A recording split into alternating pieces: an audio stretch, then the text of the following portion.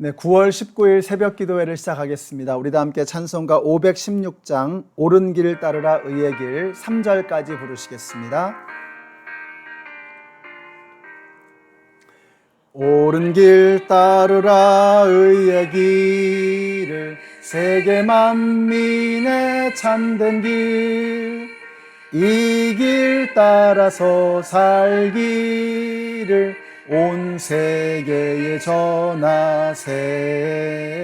만 백성이 나갈 길, 어두운 밤 지나고 동튼다. 환한 빛 보아라 저 빛, 주 예수의 나라 이 땅에 곧 오겠네 오겠네. 주 예수 따르라 승리의 주, 세계 만민이 나갈 길과 진리요 참 생명, 내 창검을 부수고 다 따르라 화평왕. 어두운 밤 지나서 동튼다. 환한 빛 보아라 저 빛, 주 예수의 나라 이 땅에 곧 오겠네 오겠네. 놀라운 이 소식 알리어라. 세계 만민을 구하려 내 주 예수를 보내신 참 사랑의 하나님. 만 백성이 따를 길, 어두운 밤 지나고 동튼다. 환한 빛 보아라 저 빛, 주 예수의 나라 이 땅에 곧 오겠네 오겠네. 아멘. 오늘 우리에게 주시는 하나님의 말씀은 마태복음 28장의 마지막 말씀입니다.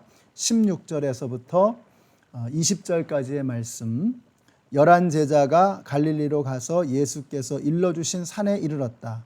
그들은 예수를 뵙고 절을 하였다. 그러나 의심하는 사람들도 있었다.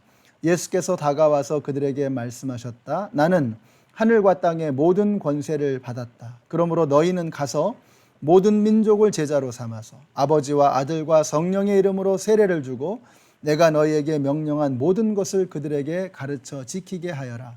보아라, 내가 세상 끝날까지 항상 너희와 함께 있을 것이다. 아멘. 네, 이제 마태복음의 마지막 말씀입니다. 11 제자가 갈릴리로 가서 예수께서 일러주신 산에 이르렀다라고 말씀하고 있습니다.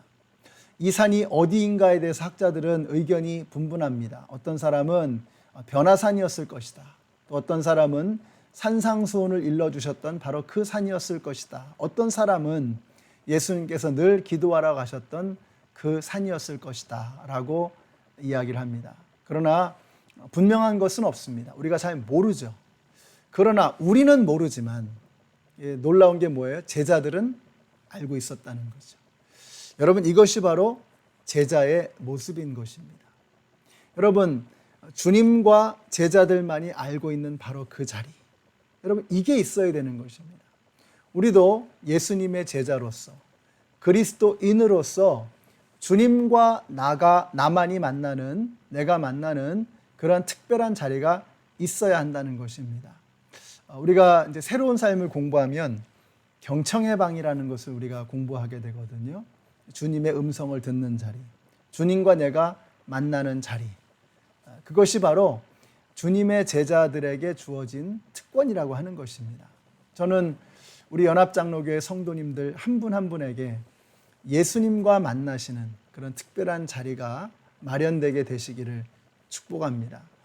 어떤 사람은 새벽에 이렇게 직장에 나가면서 시동을 켜놓고 차 안에서 갖는 그 짧은 시간, 그것일 수도 있고요.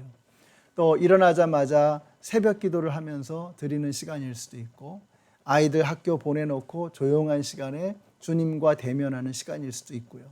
피곤한 하루의 삶을 마치고 집에 돌아와서 주님과 만나는 시간일 수도 있고, 어떤 사람에게는 일터로 나아가서 짧은 시간에, 그 점심시간 짧은 시간에 짬을 내서 주님과 만나는 그런 시간일 수도 있는 것입니다. 시간의 길이도 그렇고 때도 그렇고 장소도 그렇고 다양할 수 있습니다. 그러나 중요한 것은 뭐냐면 나와 주님만이 알고 있는, 내가 주님과 독대하는, 조용히 만나는 그 시간이 꼭 있어야 한다는 것입니다. 그것이 제자의 삶의 중요한 특징이라고 하는 것이죠. 여러분에게 그런 특별한 자리가 마련되게 되시기를 바랍니다.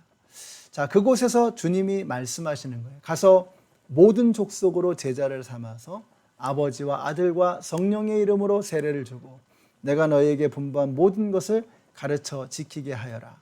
지상 대명령입니다. 예수님께서 제자들에게 주신 마지막 최후의 가장 중요한 명령입니다. 이것은 곧 예수님께서 지난 3년 동안 제자들과 훈련하신 내용이었습니다. 예수님이 딴 거 가르쳐 주시러 온 게 아니죠. 예수님 뭐 하러 오셨습니까? 하나님을 모르는 이들에게 하나님을 알려주시기 위해서 오신 거예요. 하나님의 모습을, 당신의 모습을 통해서 보여주시고 하나님의 이름을 선포하는 것입니다.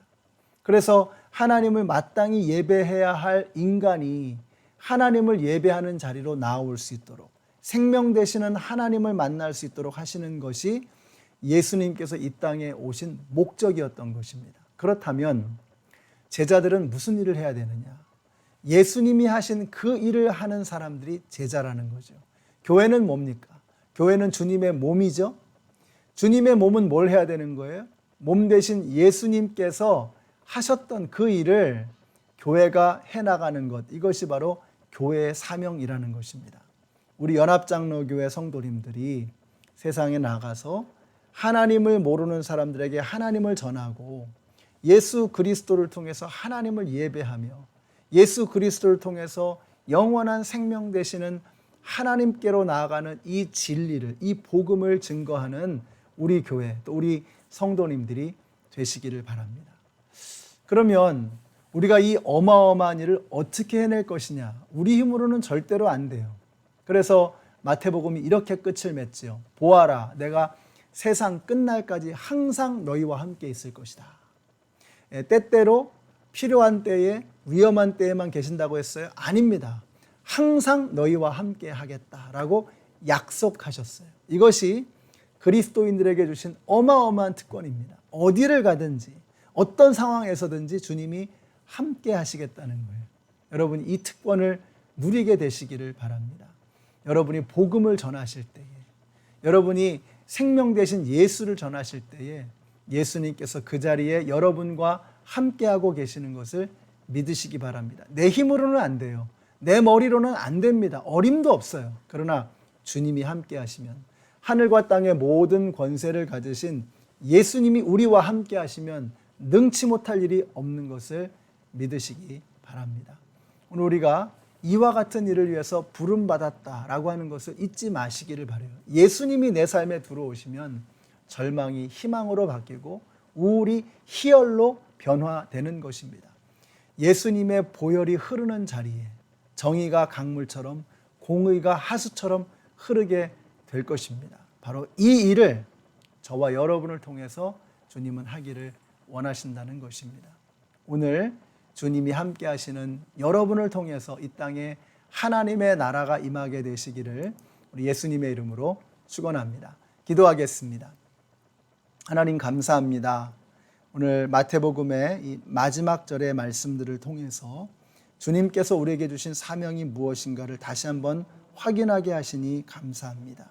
그 명령을 저희들은 감당할 수 없어서 주님께서 우리와 항상 함께 하시겠다고 약속하셨습니다. 오늘 우리 성도님들이 어느 곳에 가서 무엇을 하든지 그곳에 주님이 계시는 것을 잊지 않게 하시고 주님과 함께 오늘 하루의 삶을 보람 있고 거룩하고 의미 있고 능력 있는 삶으로 살아가는 저희들 모두가 되게 하여 주시옵소서. 예수님의 이름으로 기도드렸습니다. 아멘.